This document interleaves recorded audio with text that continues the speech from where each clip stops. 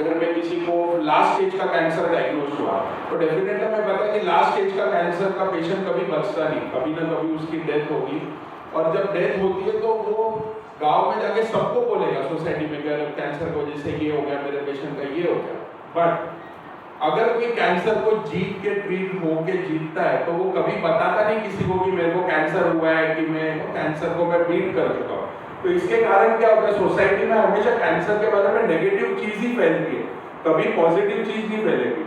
अगर कोई patient cancer का ट्रीटमेंट लेके कैंसर मुक्त हुआ है तो वो 100 जन को जाके ये नहीं बताएगा कि भाई मुझे कैंसर था। और उसके भी मल्टीपल कारण है। कभी कभी लोगों को लगता है कि दूसरे लोग क्या सोचेंगे उसके बारे में। एंड डेफिनेटली मैं किसी कैंसर पेशेंट को उसके लिए ब्लेम नहीं करता। मैं जब ट्रीटमेंट के लिए इस साइड में बैठता हूँ तब मुझे पता है कि हाँ, आज के टाइम में इंडिया में जब मेरे पास 100 पेशेंट आते हैं, 100 में से मुझे पता है कि 50 to 60% लोगों का ट्रीटमेंट अच्छी तरीके से और सक्सेसफुली हो सकता है, क्योंकि वो चीज़ मैं देखता हूँ। और सोसाइटी में क्या फैलता है, नहीं कैंसर की वजह से ये कोई मर गया, कि कैंसर की वजह से कीमोथेरेपी की वजह से ये तकलीफ हो गया, वो तकलीफ हो गया। तो अभी क्या हो गया कि कैंसर की वजह से सिर्फ नेगेटिव चीज़ें सोसाइटी में फैलती है और उसकी वजह से डर बना हुआ रहता है। और बहुत बार ऐसा होता है कि पेशेंट अर्ली स्टेज में मेरे पास आता है, पर डर के कारण वो कभी ट्रीटमेंट नहीं लेता। और कैंसर एक ऐसी चीज है, ना वो आपके लिए रुकने वाला है, ना डॉक्टर के लिए रुकने वाला है। सही टाइम पे अगर उसका ट्रीटमेंट कर सके तो ही पेशेंट को बेनिफिट है। और अगर हम डर के मारे ये सोचेंगे कि हमें ट्रीटमेंट नहीं कराना, तो डेफिनेटली द एंड या फुल स्टॉप होने ही वाला है। और उसके लिए ना हम भगवान को ब्लेम कर सकते, ना डॉक्टर को, ना या किसी को। So coming to basic definition कि कैंसर क्या होता है, तो अगर इंग्लिश में बोलूं, uncontrolled abnormal growth of cell, यानी जो अपने बॉडी में जो कोशिकाएं होती, सेल्स होती है, वो सेल्स अनकंट्रोल्ड वे में ग्रो होती है। तो नॉर्मली जब हम बच्चे से 3 साल से 50 साल तक हम बड़े होते हैं तो एक ऑर्डरली फैशन में आदमी का ग्रोथ होता है।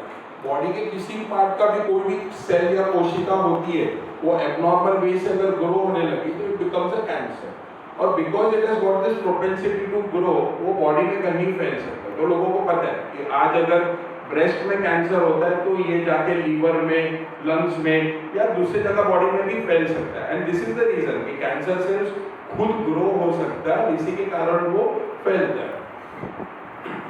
जैसे कि छोटा सा वीडियो है फ्रॉम कैंसर रिसर्च यूके जो मैंने यहाँ पे डाला है जैसे एक्सप्लेन करने के लिए। तो जैसे पता है कि हमारे बॉडी में 100 मिलियंस ऑफ कोशिकाएं या सेल्स होती है। तो जब हम सेल को देखते हैं तो ये जो सेल का जो पार्ट होता है, this is responsible for the growth of the cell. तो नॉर्मल ह्यूमन बॉडी में क्या होता है, जब भी वेयर एंड टेयर होता है तो आपके जो ओल्ड सेल्स है वो डिस्ट्रॉय होंगे, नए सेल्स है वो बनेंगे।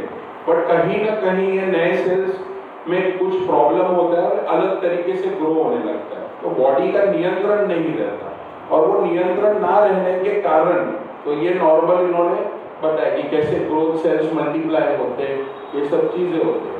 और हमेशा बॉडी में हमारे अंदर अच्छे चेक पॉइंट्स है कि जो सही तरीके से ग्रो होते हैं वही सेल्स बॉडी में रहेंगे। जो गलत तरीके से ग्रो होते हैं कि समझो कैंसर सेल बनते हैं तो वो हमेशा मार दिए जाएंगे।